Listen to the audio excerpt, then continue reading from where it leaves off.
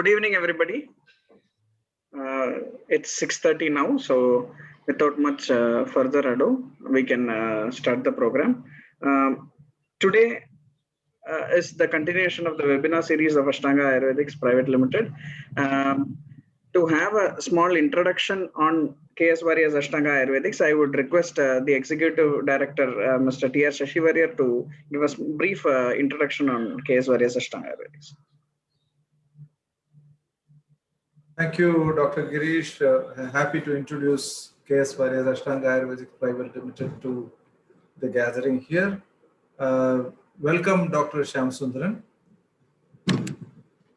Dr. Shyamasundaran, the speaker, is here, so I was trying to welcome him. A warm welcome to all of you who are here already. So this is a continuing series of webinars that we are conducting from KS Warriors Ashtanga Ayurvedics Private Limited.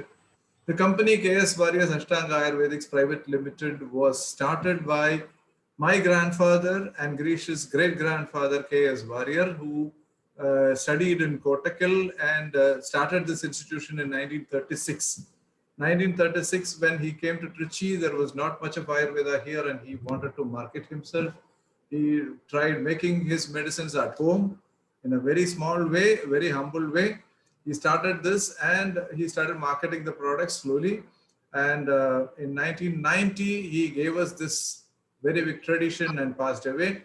After 1990, it was his sons, two doctors, Dr. T.V. Narayan Warrior, who is already also here with us in the group, and Dr. Raman Warrior, who carried on the tradition. And we are now looking at an institution which is GMP certified, and we manufacture about 300 and odd products with using about 450 raw materials. Nature is a source for us, and we manufacture these products. We have clinics. We have 4 clinics in the city. We have doctors everywhere. 1 or 2 doctors have joined us here. So we are into the space of consulting, curing, and advising on health. So we are trying to give health more than treatment. So we have products, we have clinics, and we are also into the therapy space where we give therapy to patients who need them. Doctors advise them on health, and basically it is about upkeeping health rather than treating diseases. So we talk about wellness more than illness. So this is about Ashtanga. Ashtanga is 84 years now, and we are continuing the good work that has been done by our founder. We are a family which is managing the institution, and we are expanding in all ways. Now we have started marketing in Karnataka also. Kerala we have already started last month. Karnataka we have just started. So this is the way we are going on. So over to Dr. Girish for the rest of the session.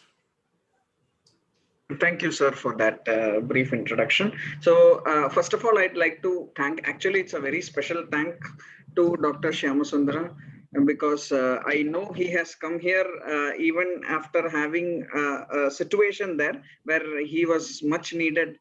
I'm very thankful and grateful that he's able to join us today right now for the talk. Thank you, doctor. So with that, I'd like to introduce Dr. Shyam here. Dr. Shyamasundaran had completed his BAMS at Sri Sri College of Ayurvedic Science and Research and MD at SDM College of Ayurveda Hospital, Hassan. That's where we met actually. That's how I know Dr. Shyam. He currently serves as assistant professor in the Department of Kriya Shariram, Amrita School of Ayurveda and Research at Amrita Center. He is also a research officer at Amrita Center for Advanced Research in Ayurveda. He is also a research coordinator at Appium Institute of Indigenous Sciences and Research, Bangalore. Dr. Shyamasundaran has obtained RULA awards for International Innovation and Betterment Excellence in Technical Research as Outstanding Young Researcher in Ayurvedic Manuscriptology, having published several journal articles, including Concept of Immunomodulators in Cancer Treatment and Ayurveda Outlook, Ayu Journal. It's on process with Prajishnath EN and Dr. Sushma, then with D. Jyoti and Vyas HA, unique feature of an unexplored manuscript, Kashyapa Samhita, International Ayurvedic Medical Journal, and more.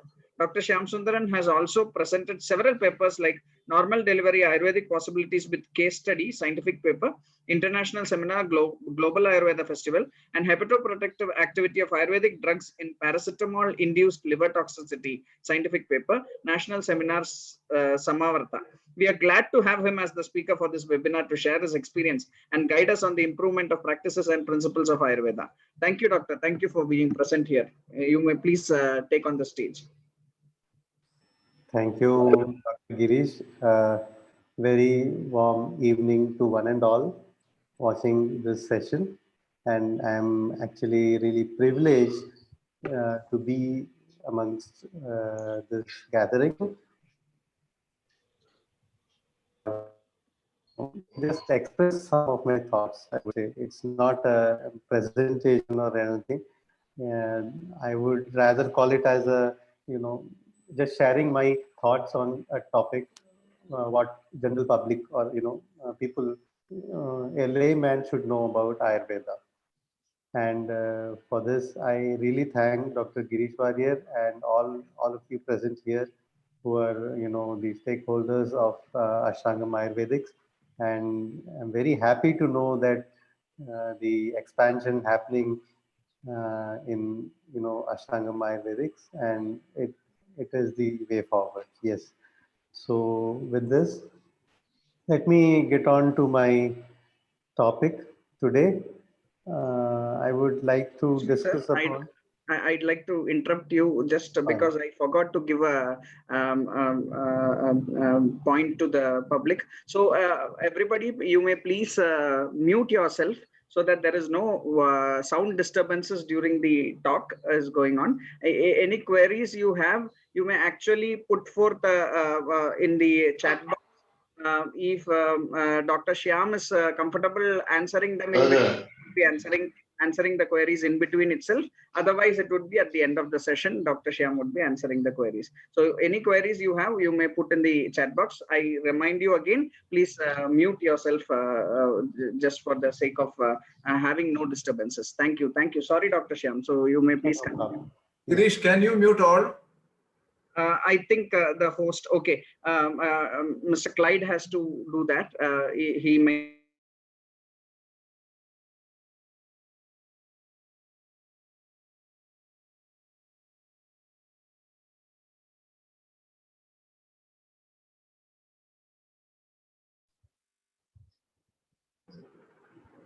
Dr. Shyam can unmute yourself and then. Yeah. Audible, na? Yeah. So, okay. So let me start with my session today. So I'm just thinking to talk about the practices and principles of Ayurveda for a common man. So this is what I plan to talk about today. So let me tell you what Ayurveda is all about in a nutshell. People may know about Ayurveda as a system of medicine, an indigenous system of medicine, which is quite old, and it was inherited by many sages in India, and so on and so forth. Like, and what I want to add upon for this, and why I call it so, is what is actually I'm trying to make this point clear. So one is Ayurveda is also a Shastra. Like, there is a difference between a Shastra, which is, which you can call it as a Yukti based, which means Yukti means something that we think, and with the logic you think it is right, with the tarka which you bring forth, you feel that that is right, and that thing is called as Shastra. So Ayurveda is something which is called as, a Yukti based Shastra, I would call. And that is why Ayurveda is quite a bit different from the other contemporary sciences, if you look at the modern medicine, if you look at the other systems of medicine prevalent, Ayurveda stands a bit apart because of this, because there is no, you cannot give a standard protocol to anything that you do. And you cannot say, yes, you can have a guideline, you can have a framework that is different, but then you cannot say this treatment for this patient for so many days with this dose will work out. Like, you make a very hard and fast rule about things that doesn't work with Ayurveda. So why is it so? It is like, because yukti is something that apply on a particular avastha, on a particular given situation, or given situation, given context of something. When you apply a logic, that is called as yukti. And you cannot always generalize this yukti, right? So that is why this is always dependent upon the avastha, and avastha means that situation, that context, and at that point of time what are the doshic imbalances, what are the balances, and what all the other things, other factors like the age, the climate, and all these things come into play when you consider a particular avastha. And these things keep on changing, and that is why we need to change regularly. And as one of sir always says that Ayurveda, there is a very big difference between Ayurveda and the modern science, because modern science is like, if like when you're using a bow and arrow, uh, there is a target given to you, and when you shoot at it, you aim at that particular point which is not moving. There is a round thing, and there is a point on it, and upon that point you are aiming with your full concentration, and you are also not moving. Both the target and you are not moving, you are just looking at it and just shooting at it. And that is how the modern sciences, you have a fixed target, and you need to know, you know where you exactly want to shoot at.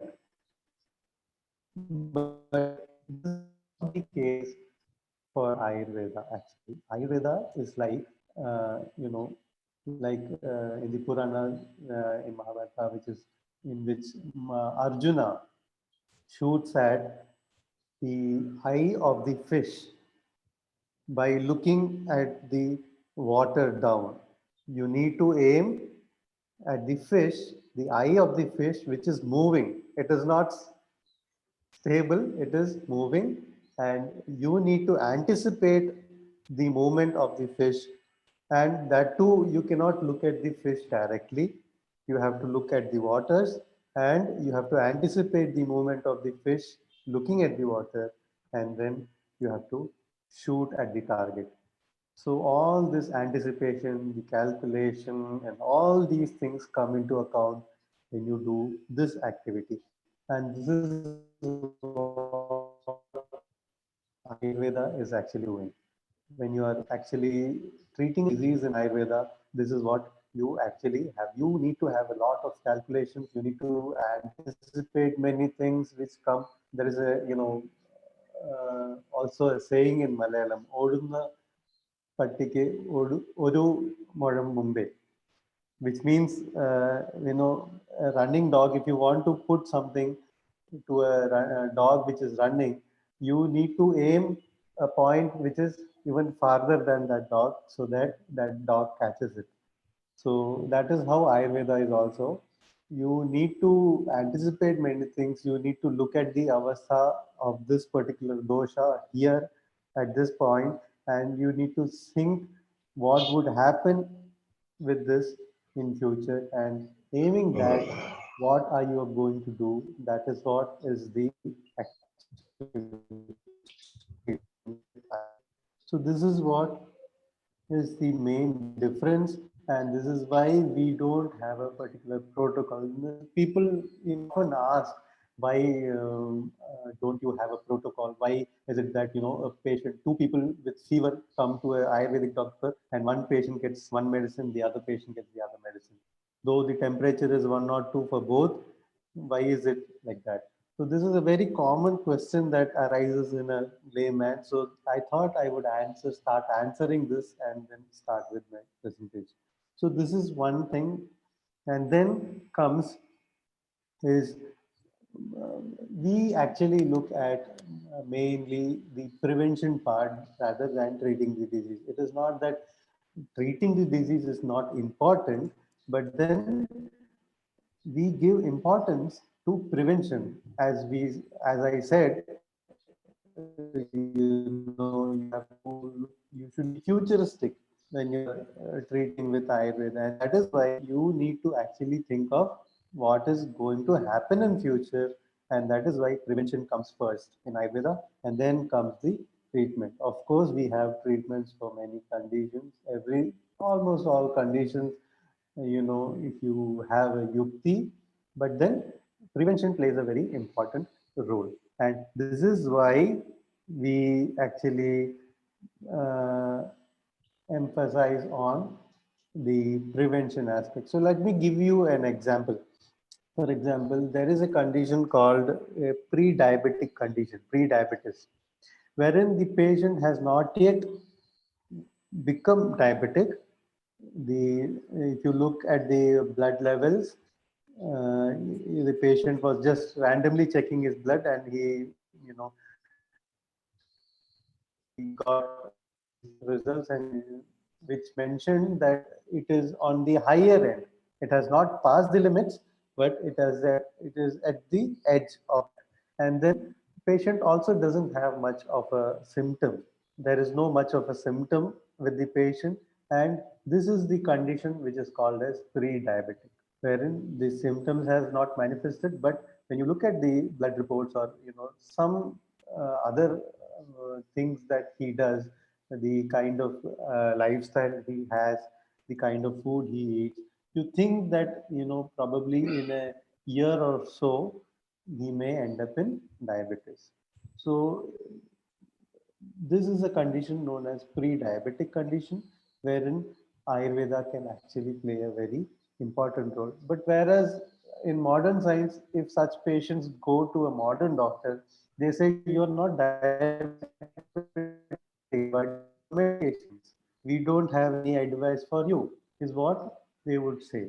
But Ayurveda has a lot to give at this point, and this is where Ayurveda can squeeze in and play an important role in integration. So these are some of the areas where Ayurveda can work as integral part of a medical system. So here you can advise a very good diet to them. You can give them good lifestyle advisors, like what are the things which could be causing the raise in the kledata, as we call in Ayurveda. For prameha, for diabetes, the main dushya, the main culprit is the kleda. Kleda means the liquidity part or the fluid part in the body, be it anything. So what is causing this? You need to check upon it, everything. So this is why, and you don't need to even give medications in such conditions. Just by correcting the diet and lifestyle, you can actually address. So this is where, Ayurveda looks at, this is how Ayurveda looks at prevention. And this is where you also need to take care, and you see to it that you don't end up in diseases. Before that, you try to prevent. Then uh, come coming to, so what is there for Ayurveda to contribute in such a context? So looking at this, we have a very beautiful concept of actually something called as Ritucharya and Dinacharya, and which means the hygiene that you need to follow for a particular ritu, for a particular season. So, which comprises of the food habits, the lifestyle, things, and considering the changes in the environment. So let me start. How do we actually, when do you actually have to get up? This is a very common question. Is it good to get up early in the morning? So then the answer is yes, it is good to get up early in the morning, but then what are the things you need to take care of when you're getting up? It is, one thing is, you need to check upon, are you feeling fresh when you get up? You need to check upon, is the previous meal, the meal that you have taken, the dinner, has it got digested? Have you got an urge to pass motion as soon as you get up? So these are some two, three things which you, as a thumb rule, which you can follow to get up. So if these three things are there, then probably then you can get up in the morning. And the ideal time is about the is the Brahmya Muhurta. Brahmya Muhurta is nothing but time which is about 45 minutes prior to the sunrise. So this is the time to get up. And then what do you do? Is it brushing the teeth, or is it passing the motion, or passing your whatever urges that you have? Yes, it is passing your bowels, clearing your bowels, clearing your urine or whatever. And it is not brushing your teeth. First is you have to clean your intestines, everything, and then the residual thing, you can actually feel this. You just try yourself. You brush your teeth and then go to pass your motion, everything, and you see freshness, and then do it the other way around, vice versa. You pass your motion, you clear bowels, you pass your urine, everything, and then you brush your teeth. The freshness that you get is different. So this is very important, and this is, you need to take care of this. Then there are people who drink water in the morning, and then there are lots of queries. The people say, is it advisable to drink 1 liter of water, 1.5 liters of water in the early morning? Is it good for getting to reduce weight? Is it good to flush your intestines? All kinds of such questions. So I would say yes, you can drink water, but not as much as 1 liter or so. You can drink 1 glass of water, and it would be good if you can drink water, which is good. It actually induces, some peristaltic movement in the intestine, and which will actually help, to clear if there are any residual things in the intestine. So that way you can actually start your day. And then I would tell you, then there is a query, what are you supposed to do after this? How do I exercise? Is it good to exercise? Is it good to apply oil on your body? What is the time to apply oil? What is the time to, do exercise? So the ideal time to do the oil bath is before exercise. You need to apply oil on your body, and then you can start doing bit of exercise. So this is what Ayurveda advises in the Dinacharya, and you can also follow it. What oil can you apply for this? You can use general, the sesame oil. Sesame oil is very good to apply on the body. So this you can practice. You can just make it a bit warm and apply it on your body, and start, mild warming exercises. Then you can do some. And how much are you supposed to do, or the exercise? It is to the half of your body strength. You are not supposed to just, you know sweat out like, you know very badly, and then you're fully drained out, and then you're again, uh, going to have some food or drink some water or some fluids, and then no, you are supposed to work out only half of body strength is what Ayurveda says.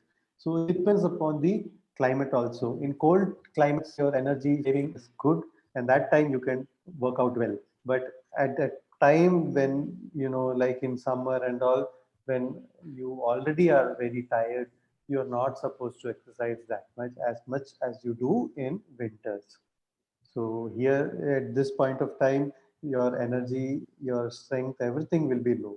And this is why you need to adapt according to the environment is what Ayurveda says. So there is a query. Let me see what it is. Sir, is oil bath every day needed by everybody? Today's lifestyle when nobody has time, what to do? Yes. So this time actually you can actually, yeah, in this lifestyle, it is difficult to have an oil every day. So what I advise to my patients is that, you can do it at least once in or twice in a week or even thrice in a week if you can have time, that would be ideal. So this is a very tricky thing nowadays, but then if you can make time, and you don't need to give much of a time for that, you can have oil bath within 5 to 10 minutes. That's enough to do an oil bath. And the rest of the things you can do later, whatever you want. You can work, you can do your activities, you can do gardening, whatever you want, you can do it after you do oil, you apply oil. So, did not understand the logic of applying oil on the body before exercise. Could you please elaborate on that? Yes. So, yes, you can apply oil and do exercises. Why? Because what Ayurveda says is when you apply oil, you're activating your skin, you're activating your body, and that is the first step. And then when you do exercise, you're making the body warm, right? So by this, whatever impurities that is there, or the circulation is improving. And if you do it vice versa, it is not going to help much, because already all the things, your vessels and everything is, you have activated it and then you're applying oil. No, that is not the actual way. But now when you apply oil and then when you activate your vessels, you open up by doing some exercises. When the circulation improves, the absorption of the oil is better. So that is why we always tell Snehana and then Svedana. Snehana is the oiling, and then which is always followed by Svedana. So this is the actual order in which you need to follow. And Svedana means the sweating. So sweating happens by exercise. So this is what Ayurveda says. And that is why you always need to do the Snehana first and then the Svedana, and not Svedana first and then the Snehana.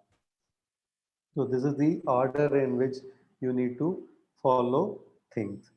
And then what time can you eat? What time can you drink water? These are some of the queries that people have. So let me give you a brief nutshell of how you can take this. One thing is, take food only when you are hungry. This is the thumb rule. Okay, you need to take food only when you are hungry, and not because it is time and that is why you are eating. No, that is not the method of doing it. And yes, when you are healthy, even at that point of time, you will become hungry and you can have food. So the ideal way is to go by what your gut says. And breakfast, you can have very good amount, whatever, how much ever you feel satisfied, that much amount. Even if you feel like having something, or you're very fond of food, yes, in the mornings you can have it, or maybe even in the afternoons, if you're okay, if you want to have a good amount of food, yes, at least to half of your stomach you can have, but not at night. So the rule which says, mornings you can have like a king, and dinners you can have food like a pauper. So this rule you need to follow. When to drink water? This is a very this is a query that people have. So the ideal time of drinking water is not before food and not after food also. It is in between food. So in between food, in between the morsels of food that you take, you can drink 1 glass to 1.5 glasses of water, uh, ideally. So, as and when you chew and gulp down your morsel of food, you can drink a bit of water. This is an ideal way of doing it. And then, if you feel like drinking water, it is only after the digestion of food that you are supposed to drink water. That is 1.5 to 2 hours after you take food, you are supposed to drink water. And the same applies to drinking water before. That is, immediately after drinking a lot of water, you're not supposed to have food, because this will also cause, indigestion. So the ideal way is to drink lukewarm water, or you can even drink uh, porridge, rice porridge, which we call it as kanjivellam in Malayalam. Even that can be taken with food. So this is how you can start your day with, and this is how you can, follow the rules of drinking water. And then comes, uh, what do you say, the ritus. So there are different ritu means the seasons, and according to the seasons, the bodily strength varies. So tell you that the body strength is very low between in two climates, that is in rainy season and in summer season. So this is the time when the body strength is very low, and this is when you need to take care of your body very much than the other seasons, because the digestion is very low, the energy levels are very low. So that is the reason why people tell to drink a lot of fluid or liquidy diet in the summers. And in the winters, you can afford to have a heavy meal if you want, because the digestion is very good. The body keeps, the energy loss is minimal. And this is the reason why in Western countries and all, they are voracious eaters. If you look at the diet, the kind of meat or the amounts of non-veg that they take and all are very high. Looking at them, if you start here in a tropical country like India, especially in South India and all, if you start eating that kind of food, you end up in indigestion, because the digestion power is less as compared to the Western countries, if you compare to. So that is why in Indian cuisine there is a lot of spice. All these things are to actually kindle the digestion. Whereas in Western countries you don't need to, because the energy or the digestion level is very good there because of the climate. These are some of the things that you need to take care, and there are some quite again. Abhyangam should be a daily regimen, as it will combat against old age. Yeah, this is by the Ashtangam Ayurvedics. Okay. So drinking hot or lukewarm water throughout the day help in reducing weight and improving digestion. Yes, it is always good to drink lukewarm water than general water. So this is what actually uh, we follow, and some allopathy says, that oil does not get absorbed in the skin. Yeah, there is an argument. Yes, there is an argument, but then we find results, because skin is considered to be the largest organ of the body. It should absorb some amount of it is not like, it absorbs whole of the oil, or you cannot show it in quantity ways that the oil is absorbed in the body. But what the intent is, the what is the phytochemicals which are there in the medicine, which gets absorbed in the body and which does some action in the body. This is what is the intention, and that actually happens with Abhyangam.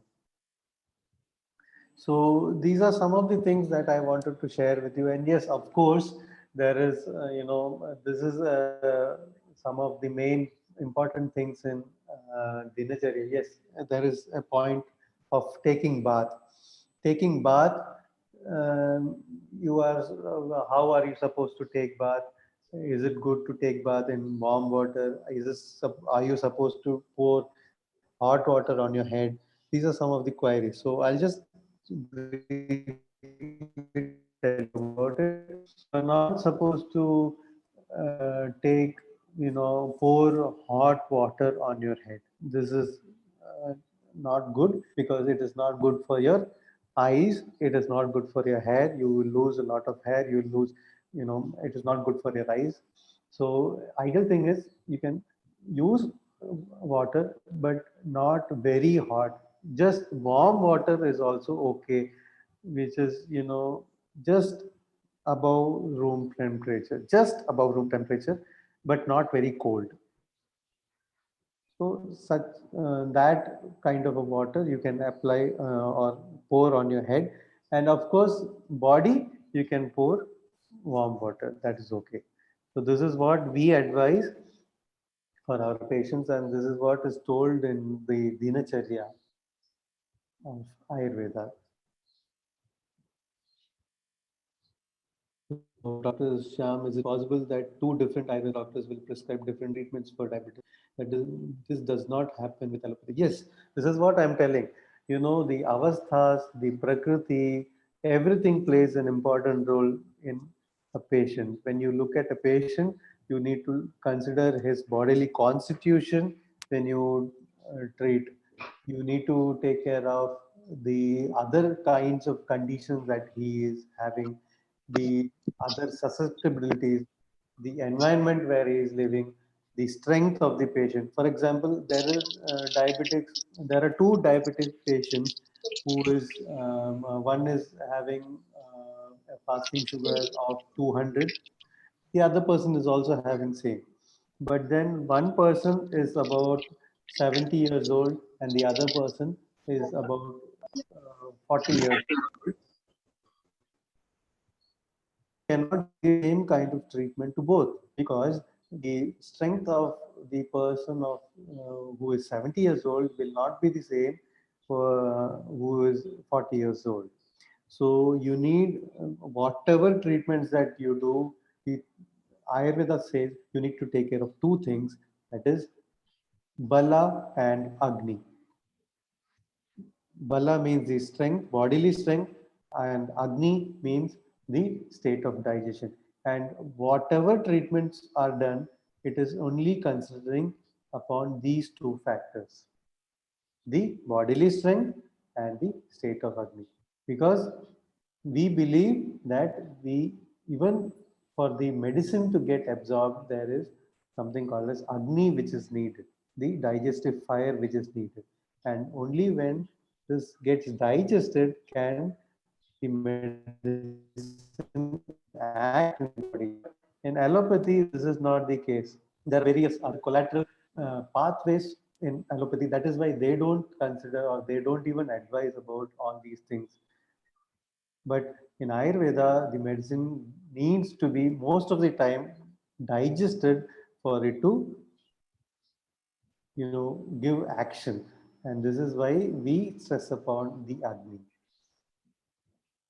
That is why the treatments change, because it is considering the bodily strength of a person, the constitution of a person, the state of digestion of a person. So all these need to be taken care of. So I think, I hope these things you have understood. And one more last thing that I want to put is there is also a mention, or there is a very elaborate discussion about Sadvritta in Dinacharya. Sadvrita means to follow a very righteous way of living, which actually stands by the dharma, is what you need to follow in Sadvrita. So why is this told? This is told because the ultimate aim of Ayurveda is dharma, artha, kama, and moksha. That is ultimately, yeah, you need to attain that. So for achieving that, what is the thing? That is to have dharma, artha, and kama, and that can be achieved only when there is a healthy body. And that is why Ayurveda is a shastra which is for all these four things, that is for artha, for kama, and for moksha. And that is why it stresses upon following dharma. And why is it so? Because there is something called as, which is not there in our hands, which was also very important, which I would try to put it as grace. There is our spiritual master, Mata Amritanandamayi Devi, from where I, in the the institution where I work, the chancellor of our institute, Mata Amritanandamayi, she always puts across a very important point that to be successful in life, there are three things which are very important. That is Kala, there is Prayatna, and there is Kripa. So these three to has to come together for something to work out well. So you have put in effort at the right time, but if you don't have grace, then the things won't work properly. So how do you get this grace? It is only by abiding to the dharma. So this is why the Sadvrita plays an important role. So that is why you also need to be righteous. Whatever work you're doing, you need to be, not doing it illegally or not following um, improper means, and be good to others, and that is what will reflect upon you also. So this is what Ayurveda says about dinacharya. So I think there are some more other queries. Barefoot walking and running is good for barefoot walking and running is, yeah, if you're comfortable with that, it is okay. But some people, just a few days ago, I met some people. They said they complained they walk barefoot, do some exercises, but then nowadays they are getting cracked foot because the climate is dry now. There is some cold in the morning. So if you do barefoot walking in the morning these times, then you are susceptible to get cracked foot. So that is why you just need to take care of all these things. Barefoot walking is, yes, good because it stimulates a lot of pressure points in the body, and which is good. But see to it that you don't injure your body, because mm, this is also important. Dear all, a decade ago, I had acute skin problem. I gone to my allopathy doctor. He gave me some relief medicine. He told me skin problem was the result of not taking weekly oil baths when I was young. He fully endorsed weekly oil bath. He was the one who recommended me to take Kerala Ayurveda massage at least once a month, which I am faithfully doing at the present. Okay, this is very good. This need to be followed actually. So these are the reasons why, in cold season and all, we had a custom of, if you look at Deepavali, there is a custom of doing oil bath, which is very important, especially in Tamil Nadu. This is very, religiously followed, I think, and in North Indian states, not in Kerala. but at least in Kerala, yeah, people just generally do oil. Oil is a part of a daily regimen in Kerala. Most of the people even do nowadays. People do it, but then not so in other parts of India. So as a tradition, they had kept, for Deepavali in cold season, at least when the climate is dry, when your skin is getting cracked. If there is a tradition you can follow, you can do oil massage. So that is why this was kept. So thank you. This is very important because some people end up in a lot of dry skin and all. It is because people don't follow these lifestyle practices, healthy lifestyle practices. So I think I have answered your question. Is there any interrelationship? Sorry, I missed this question, I think. Is there any relationship between menstruation? Yes, there is. I would say yes, because moon is Somatmaka, and menstruation is a sign of Agni, and that is why the Sharira, Stri Sharira is Agni, you know Agnivat, or not Agnivat, but it is inclined to the question जो क्या ना मानते सशेड लागिरे सशेड बेशेड ना video stop ही देखिए. Hello, am I audible? Yes, doctor, you are audible. Yeah. Yes, you are audible. Yeah. So the Sharira, or the lady or woman, the body is more inclined to Agni Tattva, and the men body is inclined to the Soma Tattva, that is the cold thing. So that is why there is a relationship, and in full moon day and all, the body tends to get more of that soothing effect of moon, and that is why the menstruation tend to fall in place sometimes. Sometimes, especially if it is inclined to, or if the menstruation is happening towards the full moon day or something, most probably, even if people have some irregularities with menstruation, I have heard of people, if it falls on that particular time, the amount of bleeding and the discomfort due to dysmenorrhea and all these things are less. I have heard of, this is from patients that I've heard. So I think I have answered almost all questions, and I don't know if you are satisfied. There's one more question. Yeah. Ayurvedic doctors say we should not take curd, but curd rice is commonly used in South India. Curd rice is the last item in the menu in Tamil Nadu. Yeah. Unfortunately, this is a very wrong myth. Actually, I would tell you for everyone that curd is not something which cools your body. Curd is not cold. Curd is warm.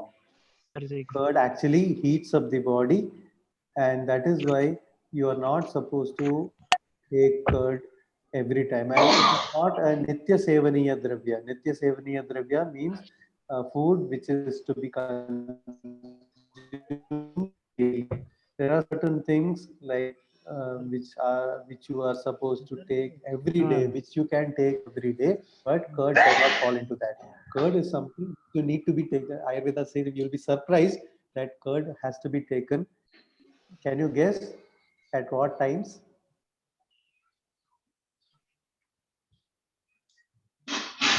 There are two seasons told to consume curd, and it is the winter season and rainy season. So these are the two times when you can take actually curd. And yes, there are rules to take curd. Okay, you are not supposed to take curds just like that. There are many things that you need to add on if you are taking curd. At least you need to add salt, or you can add honey, or you can add uh, ghee. There are many adjuvants when you're taking curd, or you can add the green gram soup. All these are some of the things which Ayurveda advocates you need to mix with curd when you take. So these are the rules you need to follow when you take curd. So what is the relationship between, but curd is supposed to have probiotic capacity. Yes, it has probiotic capacity.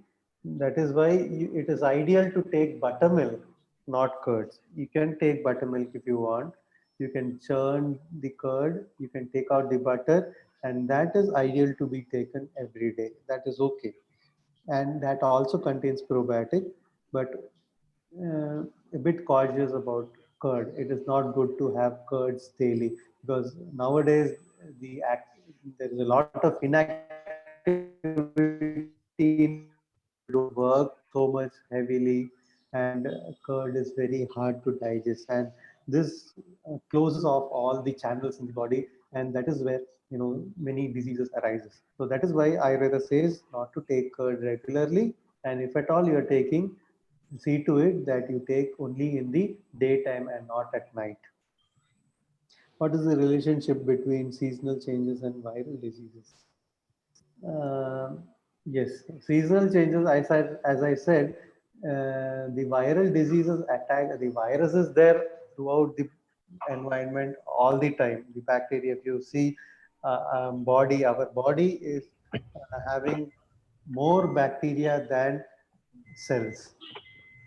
If you check the facts, body is having more number of bacteria than the normal cells of the body. So, but it does not cause any harm to us because we have strength to combat them. And not all bacteria are, harmful. But whatever it is, it does not affect us much because there is bodily strength present. So this is the reason why certain times during rainy season, during summer season and all, these contagious diseases spread quickly because the bodily strength is less. This is the reason why I told you need to take care more of your health problems at this point of time. And this is the reason why the concept of Karkadaga Chikitsa has come into play. People tend to take Ayurvedic treatments during winter, rainy season and all. This is because, the bodily strength is very less and you need to booster to it every year. And this is an ideal time, and this is why you do this. Why is it not? Why is Ayurveda not talking about infectious or bacteria much? Is it because it is predating germ theory? Oh, Ayurveda speaks about all these things, but it does not speak about bacteria much. And this terminology is not used, but there is a lot of references available in Ayurvedic classics which talk about Bhuta, Pishacha, Preta, and all the exogenous factors. All this come into the framework of this infections and bacteria and all these things. You need to actually, there's a big, this is actually a very big topic as such, and only when I tell you completely will you understand about it. But for the time being, you can understand that uh, the Bhuta, Preta, Pishacha, all these things Ayurveda has mentioned, even considering the bacteria viruses.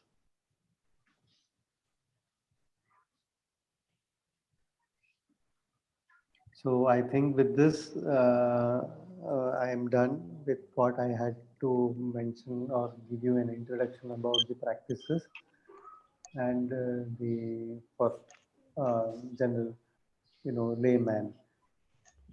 And I think I'm clear with what I have said. Thank you, Dr. Shyam. It was a very enlightening session. I would like to add some points here because I was just looking at the questions and I feel it has been a very interactive session. There are some questions which I would also like to add some points on. So, for example, when we are talking about the oil massage thing, there is a question where what is the benefit has been asked and by everybody every day because of today's lifestyle. What I would usually suggest is in the text itself, there is a mention if you are not able to do oil massage of your whole body every day, at least do on Shira Shravana Padeshu, the head, the ears, and the pada. So at least this practice, if you can do, because Padabhyanga by itself is going to do many things. Padabhyanga Tatstairyam Nidra Drishti Prasadakrit. It improves your sleep, it improves your eyesight. Similarly, for Murdhini Taila application, that is on the Shiras as well as on the ears, these are vital parts of your body where oiling will be helpful. It will work as if you have done something for your whole body. It's not a complete solution, but it is something which it is better than nothing. So that is there. Then there was this question on logic of applying oil on the body. So there are some benefits you have because of application of oil, which I have mentioned in the next as an answer I have mentioned here. So our text Ashtanga Hridaya suggests Abhyangam Acharet Nityam. It has to be done on a daily basis. Sa Jara Shrama Vataha. It attacks Jara, that is old age, Shrama, tiredness, and Vataha, any pathologies due to Vata. Drishti Prasada Pushti Ayu, Swapna Suptatva Dadikrit. It improves the Drishti and that is the vision. Pushti Ayu, and nourishes the skin, thereby the body, and increases the longevity thereby. Swapna Suptatva Dadikrit. It improves your sleep as well, and therefore it gives you stability of your body. So if you are healthy, that is, if you have a good sleep, if you have good nourishment of the skin tissue, all tissues, you are healthy completely. Thereby, you will get longevity. So that is why the point is there that oiling is very good for you. Will drinking hot water or lukewarm water improve? Help in reducing the weight and improving digestion? Yes. So there are some gunas which have been mentioned. Ambu or Jala has been divided into many categories in our textbook. You have cold water, that is Shita Ambu, you have Ushna Jala, then you have many types of Jala, that is Bhauma Jala is there, Antariksha Jala is there. So many types of water has been mentioned where the hot water has, specifically it has been told that it is helpful in reducing Durmedas. It reduces the fat and it improves the Agni, so which is digestion. So yes, that is the answer for that. There is a outright yes as an answer for that. Some allopaths say that oil does not get absorbed into the skin, which what is your take on this argument? Yes, as Dr. Shyam said, some people have that argument, but we know that it gets absorbed. There are studies right now. Now there are studies showing that drug delivery system through the skin has been mentioned now, which is through oil, because of the oil. The different types of openings in the skin you have. So the absorption happens through these layers, and thereby each layer gets nourished and it moves on to the next layer. Yes. It is a process of not just direct interaction. There is a process of osmosis also happening. Intercellular as well as intracellular movement happens. Thereby the oiling of the skin is beneficial. So that actually, I want to add on to what Girish says. Yes, we are also carrying, we have an instrument here called as Derma Lab, which measures all the skin parameters, and we are actually carrying out many experiments to check about this efficacy of oil absorption, and it is always yes. It is not that there is no improvement with oil massage at all. It is always improvement with oil massage only. So it's wrong. That, the efficacy is there. Yes, exactly. So, the next question, which I feel is not out of my league, is there any interrelation between woman, moon, and menstruation? I'm not a expert on that. I cannot have a comment on that. Is it possible two different Ayurveda doctors will prescribe different treatments for diabetes? This does not happen with allopathy. Again, that's because there is a concept called precision medicine, which allopathy is right now exploring. Now, they've just started now, which Ayurveda has been talking about it for the past thousands of years. Precision medicine is where each person, each individual is given medication according to their type of body, their prakriti, their rate of absorption, the rate of metabolism. Now precision medicine is being explored by modern science, stating that there is a difference in the genetic pattern, thereby you have to give specific personalized medicine, which we have been already talking about. It is also talking about wellness now. Precision medicine, if you look at the definition online, it is also talking about wellness finally, not just combating the illness. So I think that is a success for our sciences, because everywhere now people are turning towards wellness. So that's precision medicine. Yes, Ayurvedic doctors say we should not take curd, but curd rice is commonly used. Again, as Dr. Shyam said, curd is something, yes, it works as a probiotic, yes, but you don't need probiotics dosage every day. Your body is already set. It has a set of flora and fauna inside your intestines. You just need to give addition. I mean flora. You just need to give addition when there is a deletion. If you have gone on a dose of say antibiotics earlier, those days when an allopath used to prescribe an antibiotic, he used to give the probiotics, not probiotics, to protect the flora of the intestine as well as to protect your stomach. He used to give side by side medicines. Nowadays I'm not seeing that practice. It's just the antibiotics. So protection of the stomach as well as maintenance of the flora is also important. So if you're not getting that kind of a practice from your allopathic doctor, please have curd during that time, but be very careful when you're having curd. Curd is something which needs a lot of energy to get digested in your body. It has amla vipaka, which is acidic in nature. That's why it is ushna. So it is not, it feels cold when you put in your mouth, but it is actually going to produce a lot of acidity if you are a person with acidity. So that is where buttermilk is something which Ayurveda has told about. When you have removed the, when you have curdled the curd and removed the butter, and then that is what is buttermilk. So buttermilk takram is actually very beneficial, which is the substitute for water at the end of a meal. So in Vaidyakiya Subhashitam, there is a mention that bhojanante chakim peyam. So there, after food, what is to be taken? The buttermilk has been mentioned, not jala. Bhojanante vishapradam, jala has been mentioned. So it is actually a wrong practice if you drink a lot of water after your food. You can drink sip by sip in between. That is mentioned in Ayurveda. Not too much before or too much after or too much in between as well. Just sip by sip, enough to help in swallowing. So that is mentioned. So curd, careful usage of curd is okay. Barefoot walking and running is good for health, of course, but today's world you have glass pieces and stones lying around everywhere, so just be careful. I had an injury on my palm when I fell down from my bike because a stone got I got pierced with a stone, so that was on the road. So be careful about your feet when you're walking. Yes, Diljit sir has mentioned that he's been taking Ayurvedic massages, which is a very good practice regularly. So thank you, sir. Thank you for mentioning that. That is supposed to be having, what is the relationship between seasonal changes and viral diseases? According to every season, the strength of the body changes. So the body to absorb good and bad also changes according to seasons.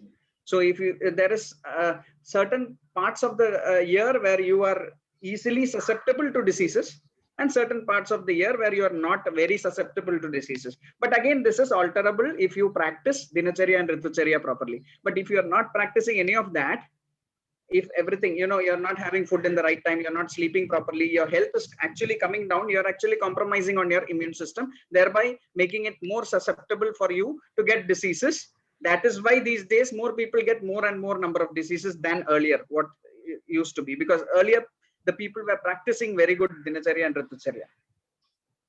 Okay, Ayurveda not talking about infections or bacteria much. It is is it because it is predating germ theory? Bhuta Preta. Yes, Dr. Sham gave the perfect answer for that. Bhuta Preta and Pishacha is actually not Bhuta Preta and Pishacha, according to our usual, thought process. So here Bhuta Preta Pishacha is actually synonymous to exogenous factors which causes diseases to your body. It can include many different types of germ theory, not just bacteria, viruses, protozoa, everything comes under this. But there are specific Bhuta Preta Pishacha or Graha Rogas which has specific lakshanas which look like certain viral diseases or certain protozoal diseases, something like that. So you have a mention of congenital meningitis with Skandagraha, which is very similar, something like that. I'm not exactly perfect on the terminologies here, but I'm not the expert on that. But you have similar. I'm just telling you as an example that such things are already mentioned in Ayurveda. Excellent. Okay. You have a good comment, doctor. Excellent. Keep it up and going. You have made my day. Diljit sir has mentioned that. Very informative session. Thank you, doctor. Thanks, Dr. Shyam, for your guidance. Very informative session. Thank you. Yeah, highly informative webinar session. So, okay. So we have a very good comments as well. I would also ask our medical superintendent, Dr. TV Narayan Warrior, to give a few words on today's webinar.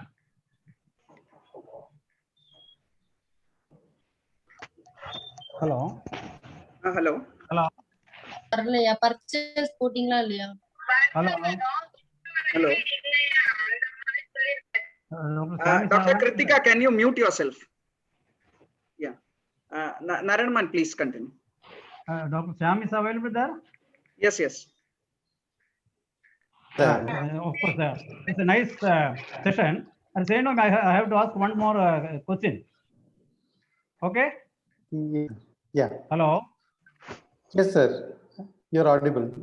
See, formerly there was a system of morning around 10 o'clock one meal, and Yes. evening around 6:30 or 7 another meal. Yeah. Nowadays there is no limit. Yeah.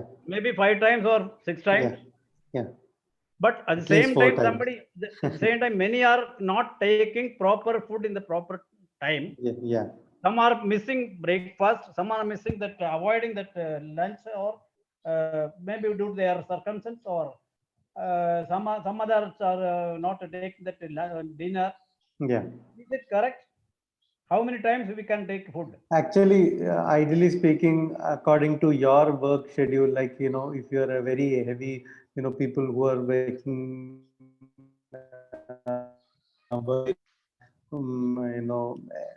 physical exertion is a lot, then you can have meal according to your hunger. That is okay.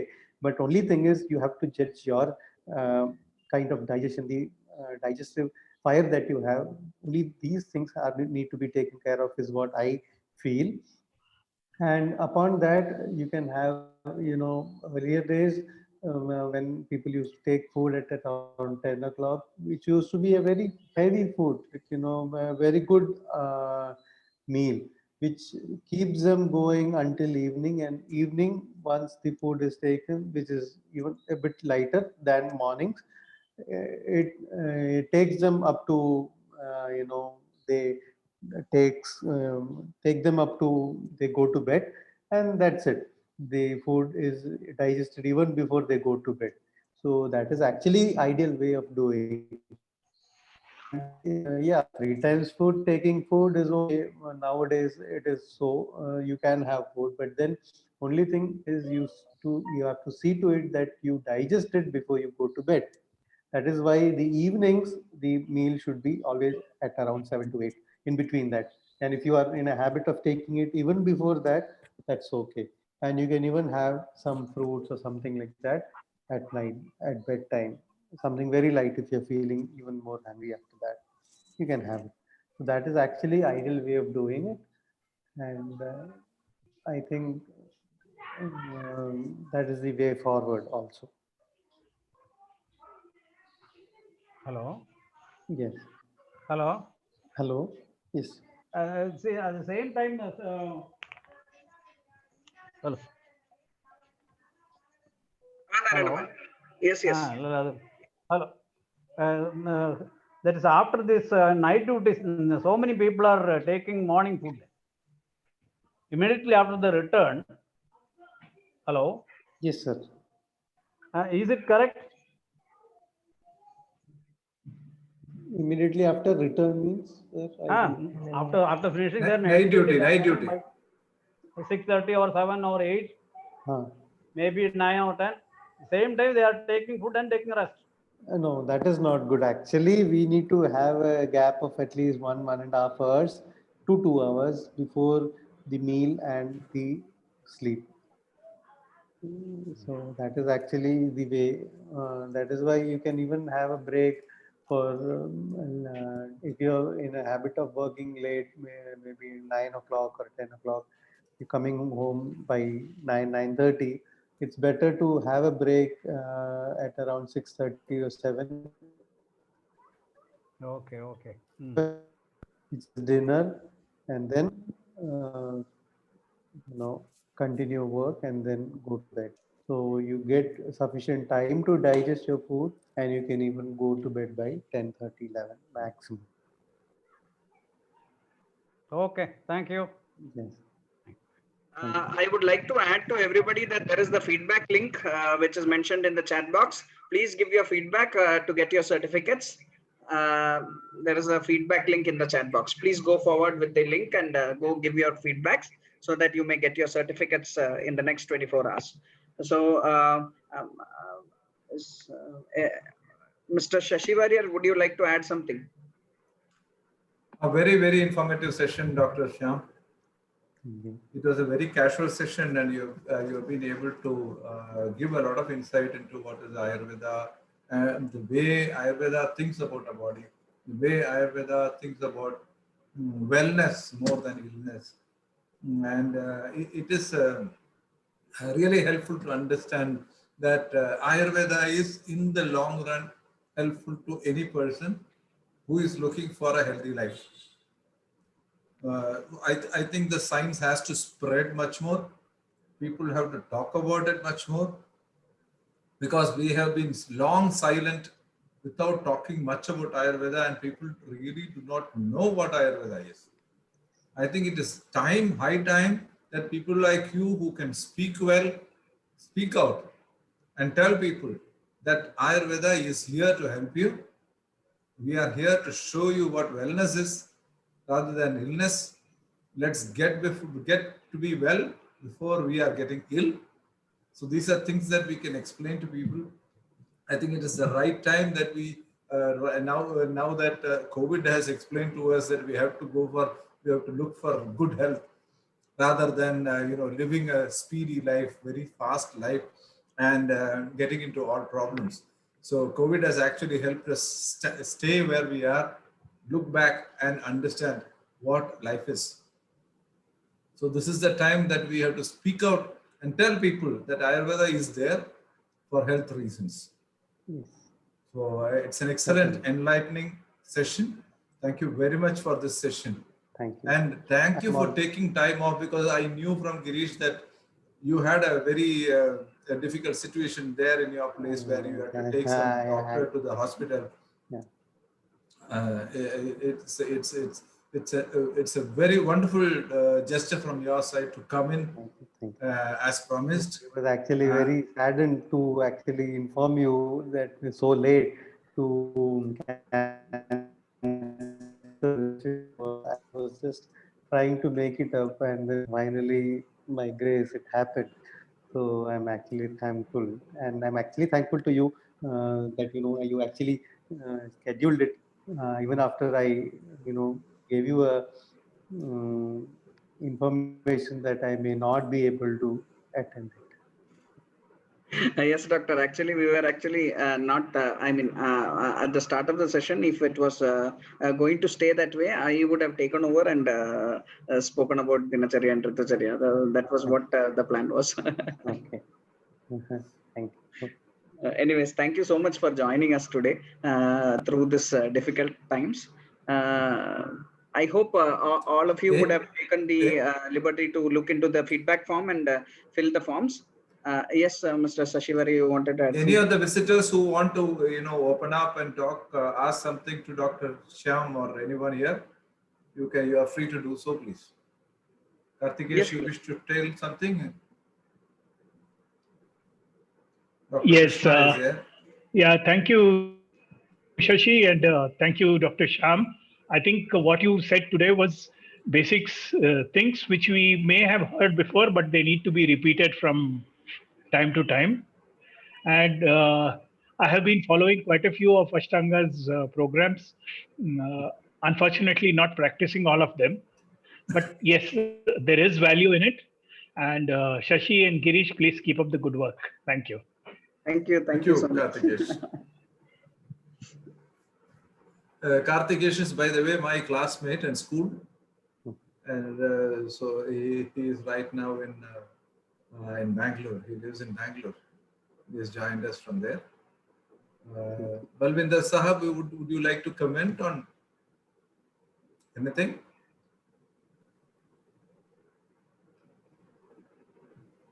Mr. Sadashiv, Dr. Krishna.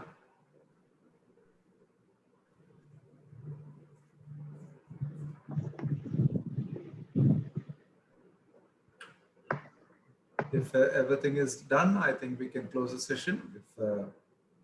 Yes, I think so. So with this, if anybody else do not have any point to share, we would like to come to the end of the session.